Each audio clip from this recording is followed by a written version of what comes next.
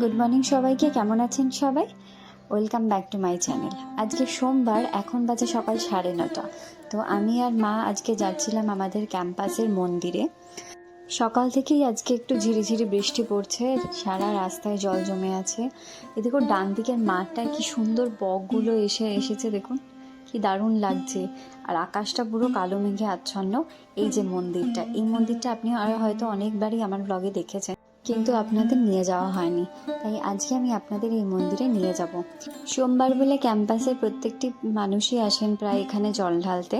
তো এখানে শুধু শিব ঠাকুর আছে তা কিন্তু নেই, এখানে হনুমানজি আছে, গণেশজি আছে, জয়মাতা দি আছে, তুলসী মঞ্চ আছে, বট গাছ আছে। আর এখানে খুব ভালো ব্যবস্থা, জানেন তো, আপনার বাড়ি থেকে জল আনার দরকার পড়ে না। ওখানেই কলের জল আছে, যেটা কিন্তু একদম স্বচ্ছ।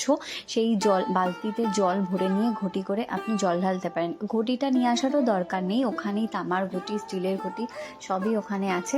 তো সেই জল দিয়েই আপনি বাবার মাথায় জল ঢালতে পারেন।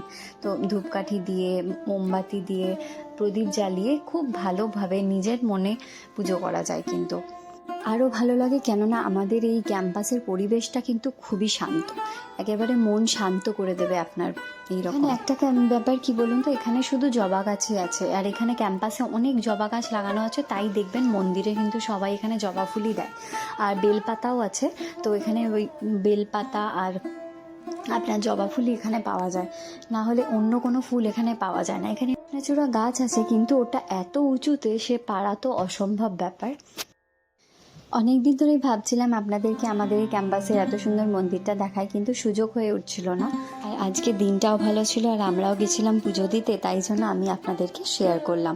ভিডিওটি কেমন লাগলো অবশ্যই আমাকে কমেন্ট করে জানাবেন, আর ভালো লাগলে অবশ্যই প্লিজ লাইক, শেয়ার এবং সাবস্ক্রাইব করে দেবেন।